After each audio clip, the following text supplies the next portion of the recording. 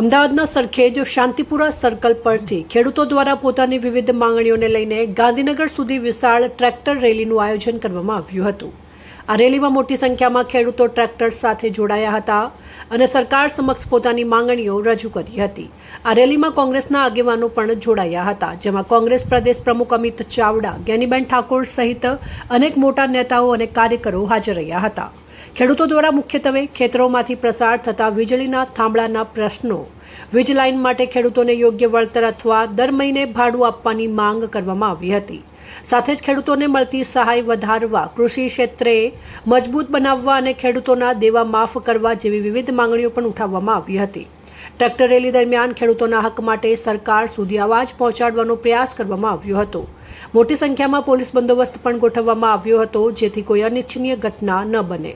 હવે જોવાનું રહેશે કે ખેડૂતોની આ માંગણીઓ અંગે સરકાર દ્વારા શું નિર્ણય લેવામાં આવે છે। વધુ અપડેટ માટે જોતા રહો આર ગુજરાત ન્યૂઝ।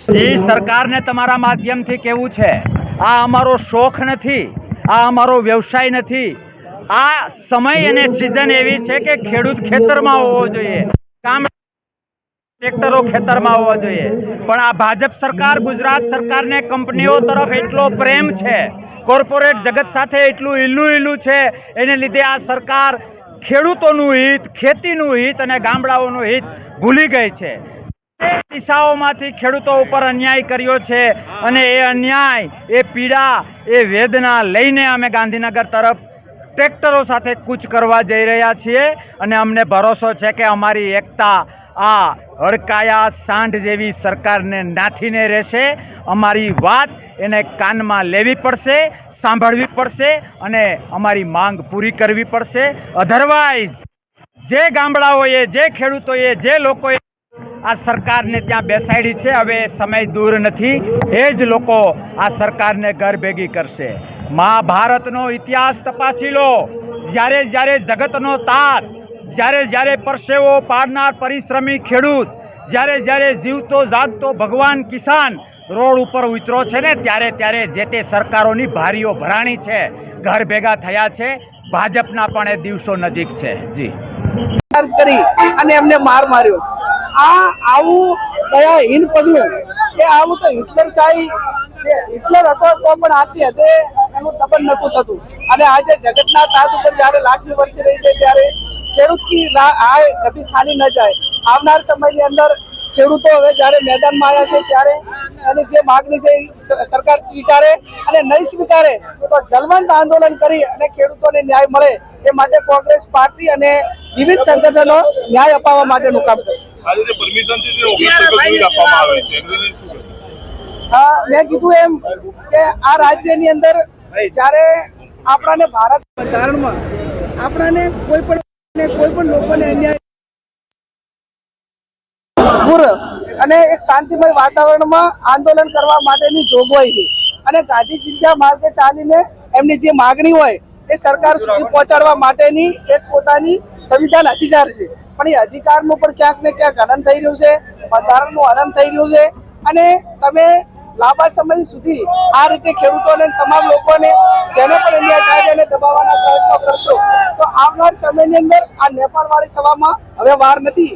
એવું આ સમગ્ર દેશમાં વિવિધ રાજ્યોમાં તમે કોઈ ભારતની અંદર કોઈ રાજ્ય એવું નથી કે જ્યાં આંદોલનો ન થતા હોય। ત્યારે આ પરિસ્થિતિનું નિર્માણ થયું છે, ત્યારે હજુ પણ જે ગુજરાત સરકાર હોય કે કેન્દ્ર સરકાર હોય, જે ખેડૂતોને તમારા માનીતા જે કંપનીઓ વાળા છે એની પાસેથી તમે કરોડો રૂપિયાનું ફંડ લઈને જે ખેડૂતોને હેરાન કરવા માટેનો પ્રયત્ન ના કરો।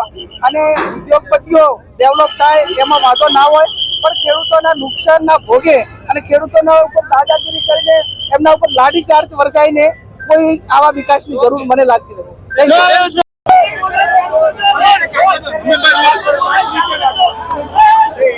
આજે ગુજરાતમાં ગાંધી સરકારના ગુજરાતમાં અંગ્રેજોનું શાસન હોય એના કરતા પણ બદતર દિવસો ગુજરાતમાં જગતના તાત ખેડૂતને આવ્યા છે।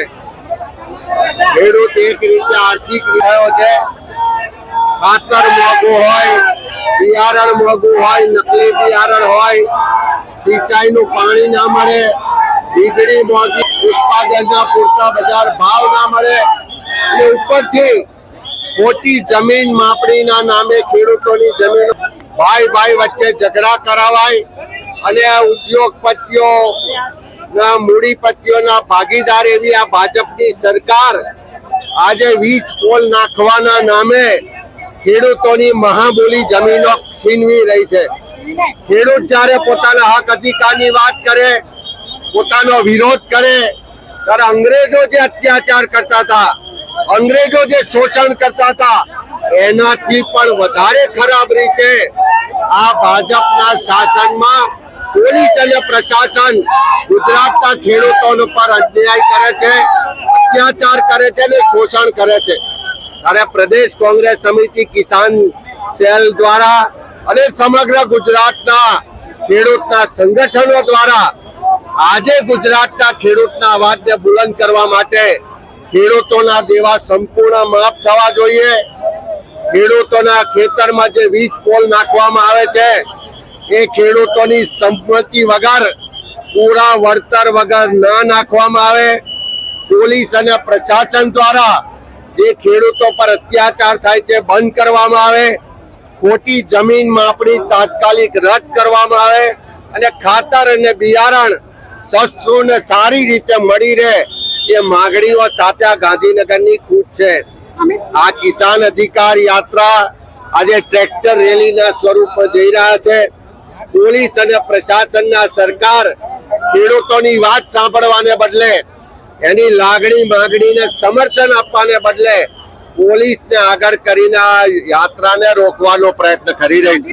પણ ગાંધીનગરમાં બેઠેલા અંગ્રેજોને પણ કહેવું છે કે આ નવી આઝાદીની લડાઈ છે, આ જગતનો તાજ છે, આ લોકોનું પેટ ભરે છે, ટેપુ ભાગીને લોકોના ઘરમાં ધાન પહોંચાડે છે, એને રોકવાનો પ્રયત્ન કરશો. આવનારા સમયમાં એક નવી આઝાદીની લડાઈ આ ગુજરાતના ખેડૂતો ગાંધી સરદારની ભૂમિથી શરૂ કરશે.